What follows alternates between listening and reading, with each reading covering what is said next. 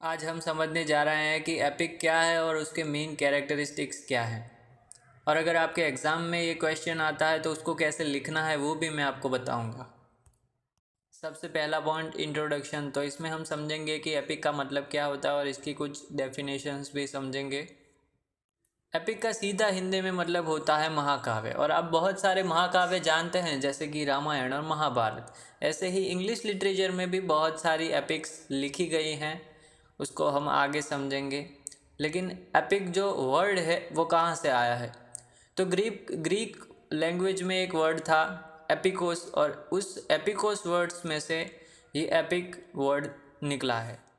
उसके बाद हमें डेफिनेशन लिखनी है। तो वेबस्टर्स न्यू वर्ल्ड डिक्शनरी जो है वो डेफिनेशन एपिक की कुछ इस तरह बताती है कि epic is a long narrative poem in dignified style about the deeds of traditional और हिस्टोरिकल हीरोज़। मतलब कि जो ट्रेडिशनल हमारे पारंपरिक और ऐतिहासिक जो हीरो रह चुके हैं पिछले काल में, उनका जो वर्णन करती महागाथाएँ जो लिखी जा रही है उनको हम एपिक बोलते हैं।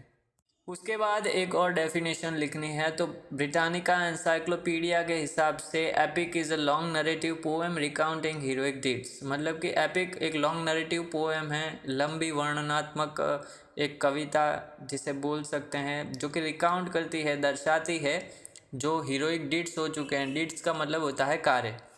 अब हम सीधा नया पॉइंट बनाएंगे जिसमें हम समझेंगे कि एपिक के मेन कैरेक्टरिस्टिक्स क्या हैं। हम एक कीवर्ड याद रखेंगे हर पॉइंट में जिससे कि हमें एग्ज़ाम में लिखने में आसानी हो। सबसे पहला पॉइंट आ जाएगा सेटिंग। तो सेटिंग का लिटरेचर में मतलब क्या है? हम अगर कोई शॉर्ट स्टोरी लिखते हैं, पोएम लिखते हैं या फिर महाकाव्य लिखते हैं तो उनमें हम जिन जिन जगहों को बताते हैं, उनका वर्णन करते हैं, उन जगहों को, उन वर्क्स की सेटिंग बोलते हैं। जैसे कि हम महाभारत का एग्जाम्पल ले लें तो उसमें गांधार दिखाया गया है, पांचाल दिखाया गया है, काम्पिल्य है, ये सब जगहें दिखाई गई है, उसको सेटिंग बोला जा सकता है महाभारत की। मतलब कि एपिक पोइट्री में क्या होता है कि इसकी सेटिंग बहुत बड़ी होती है, ये बहुत सारे नेशंस को कवर करती है, अलग अलग राष्ट्रों को दिखाया जाता है एक ही एपिक में।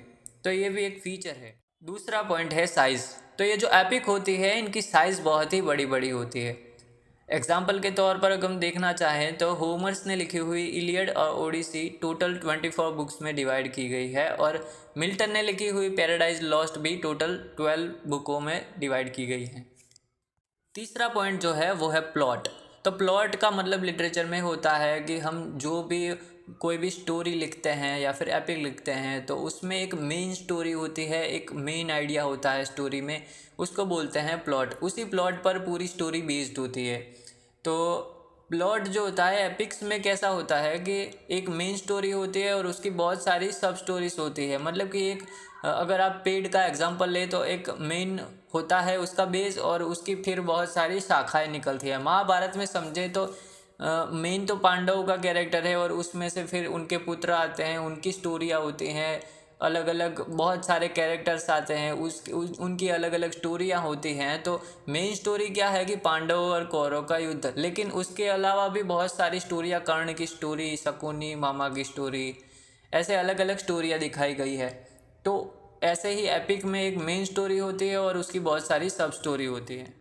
फोर्थ पॉइंट है एग्जैजरेशन। इसका मतलब होता है कि अ, उन चीज़ों को दिखाना जो भौतिक जगत में अपना अस्तित्व नहीं रखती हैं। कौन सी? तो डीमंस हो गए, एंजल्स, फेरीज और सुपर नेचुरल फोर्सेस हो गए, जो कि असल जीवन में संभव नहीं है, भौतिक जगत में संभव नहीं है, उनका एपिक्स में यूज़ किया जाता है। एग्जाम्पल के तौर पर देखें तो होमर ने इलियड में और मिल्टन ने पैराडाइज लॉस्ट में इसका बेस्ट एग्जाम्पल दिया है, और उन्होंने सुपर नेचुरल एलिमेंट्स का भर भर कर उपयोग किया है। अगर मैं आपको ज़्यादा समझाऊं तो आपने साउथ इंडिया की रजनीकांत की मूवीज़ देखी होंगी जिसमें वो हाथों से कैसे गाड़ियाँ उछालते हैं, तो इन सब को एग्जैजरेशन बोलते हैं, अतिशयोक्ति बोलते हैं। और अगर आप महाभारत देखें तो उनमें भी कैसे अर्जुन और कर्ण जो है जादुई बाणों का उपयोग करते हैं, जो कि आज के जीवन में संभव नहीं है। तो इनको एग्जैजरेशन बोलते हैं और इनका एपिक्स में भर भर कर उपयोग किया जाता है। पांचवा फंक्शन है बिगिनिंग। तो इनकी बिगिनिंग कैसे की जाती है? जो भी राइटर होता है वो अपने म्यूज़ यानी कि अपने इशू देवता को याद कर कर उनका आवाहन करता है और उनसे इंस्पिरेशन मांगता है कि मुझे शक्ति दीजिए कि मैं जो वर्क है उसे पूरा कर पाऊँ और अच्छे से लिख पाऊँ। छठा फंक्शन है फैक्ट। तो जो ट्रेडिशनल और हिस्टोरिकल हीरोज़ के अचीवमेंट थे जो उन्होंने प्राप्त किया था, उनका महत्व अंतर्राष्ट्रीय और राष्ट्रीय स्तर पर दिखाने के लिए भी एपिक लिखी जाती है। और उन एपिक्स में उनकी ब्रेवरी, वेलर डीड्स मतलब कि उनके शौर्य भरे काम भी दिखाए जाते हैं, बहादुरी, कैरेक्टर एंड पर्सनालिटी भी दिखाई जाती है। अब हम एक नया पॉइंट बनाएंगे जिसमें हम लिखेंगे कि एपिक को टोटल दो प्रकारों में विभाजित किया गया है, ट्रेडिशनल एपिक और लिटरेरी एपिक। ट्रेडिशनल एपिक में जो पारंपरिक और ऐतिहासिक घटनाएं घटित हो गई हैं और लिखी जा चुकी हैं, वो सब जो एपिक हैं उन्हें ट्रेडिशनल एपिक बोला गया है। जैसे कि ओल्ड इंग्लिश में लिखी हुई बियोवुल्फ जो अनोनिमस है, जिसका राइटर कौन है वो पता नहीं है। उसके अलावा होमर ने लिखी हुई इलियड और ओडिसी भी ट्रेडिशनल एपिक्स हैं। उसके और जो ट्रेडिशनल नहीं है और जो हिस्टोरिकल जो मैटर्स हुए हैं उन पर नहीं लिखी गई है, उन सब को हम लिटरेरी एपिक्स बोल सकते हैं। जैसे कि दांते की डिवाइन कॉमेडी हो गई, एडमंड स्पेंसर की फेरी क्वीन हो गई और मिल्टन की पैराडाइज लॉस्ट हो गई। तो इस तरह से हमने एपिक की सारे फंक्शन समझे, जैसे कि एग्जेजरेशन, उसकी साइज, प्लॉट, थीम, सेटिंग।